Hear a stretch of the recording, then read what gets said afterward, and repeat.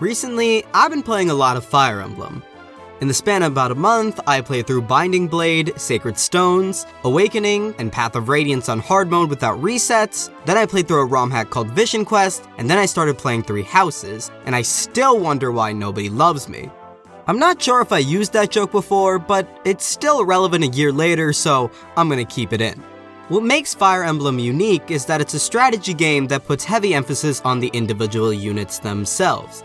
In each entry, your army consists of a cast of characters that you recruit throughout the game.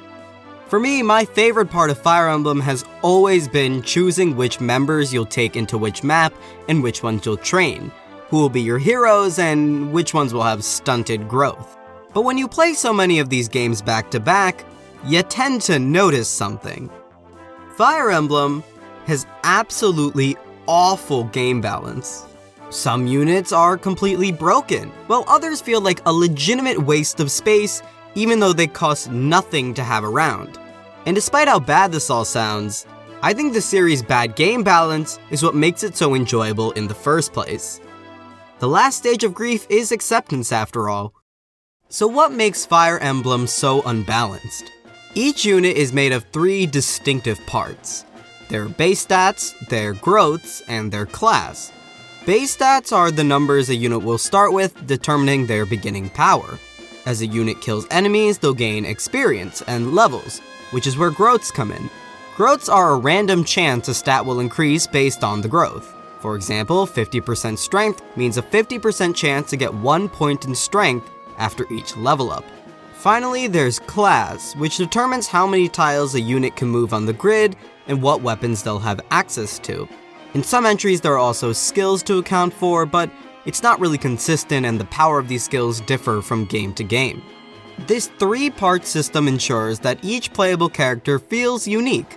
Take for example Rutger from the Binding Blade, whose base stats and growths build him into a speedy, lower damage attacker, which his eventual class of Swordmaster complements due to its increased critical hit chance, which will triple his damage when activated. But what happens when you take the opposite of Rutger? What if there was a unit that had bad bases, an unfitting class, and just to rub salt in the wound, a horrible join time as well? You only have to look a few chapters away from Rutger, because also in Fire Emblem 6, you'll find Sophia. Let's just look at her growths first, because they're not like horrendous. She's got a 55% magic and res growth, so that's pretty decent, and 40% in skill isn't awful, so let's just take a peek at her base stats and... What?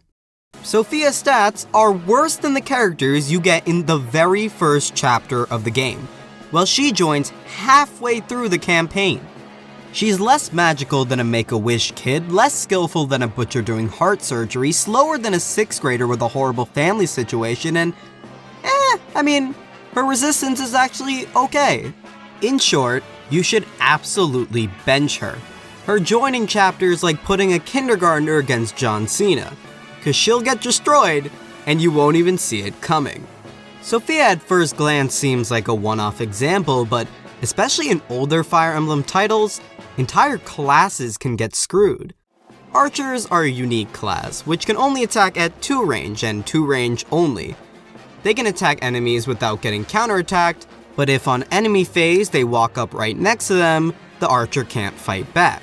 This trade-off almost seems balanced, until you realize that almost every weapon has the option to fight at 2 range. Lances have javelins, axes have hand axes, and all magic by default can attack at range. And just to rub salt in the wound, they can also attack at 1 range, as well as 2 range. They even gave most archers horrible base stats, making them only useful for small chip damage in the beginning chapters of the game. There is very little use for archers compared to other units, so who would ever want to use these units in any playthrough? Well, archers and their promotion snipers are easily my favorite classes in the game. It's because they're so weak, because they're so easily replaceable at any given point in time, that I grow overly attached to archers. I trained Wolt in Binding Blade, Naimi in Sacred Stones, and attempted using Rolf in Path of Radiance before he was promptly killed 2 chapters later. These 3 are notoriously bad units, all requiring insane amount of investment that other units in your army will use better or need less of. This is why I will always advocate for imbalanced game design in single-player experiences. Unlike competitive games, who cares if something is weak? It just presents another level of challenge or self-imposed rule for the player. By purposely making some units underpowered, some players will inevitably try to use them for the sheer purpose of proving the game wrong. But the developers seem to disagree with me on this philosophy. With each passing entry in the series, the units become more and more equivalent in power.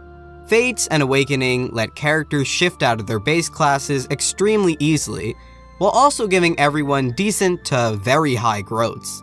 This all culminates in Fire Emblem Three Houses, a game I haven't seen everything of as I'm only on Chapter 8. But from what I've seen so far, every unit starts as a generic noble or commoner class, which makes them all play the exact same in the early game. They can all become the strongest classes in the game if you choose to do so, never really giving a reason for anyone to become an archer or an armor knight. This sounds pretty great.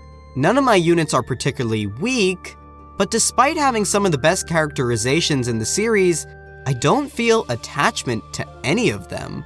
The fun of investing hard into units is taken away because you kinda have to invest in everyone. There are no early game pre-promoted units that I can just deploy and have them solo a chapter with. The weapon triangle is absent, and weapons like hand axes and javelins are pretty nerfed, making all the physical weapon types feel very similar to each other. The game feels a lot more balanced than any of the Game Boy Advance Fire Emblems ever will be, but it's for that reason that I've become kind of bored of its gameplay. A perfectly balanced single-player game will never be the best balanced single-player game. Throughout my playthroughs, I grew attached to a ton of my best units, like Oscar, Seth, Milady, and Kieran. But no matter how many units they killed, my favorite unit will always be Naimi the Archer, because she is completely outclassed by everything around her. And definitely not that she's a shy white girl. Hey guys, don't worry, this isn't the special, but it's the start of summer, and it's also the 1-year anniversary of the channel, and that's kind of crazy. So hopefully I improve somewhat from where I started, and don't forget to like, comment, and subscribe. I'll see you next time. Bye!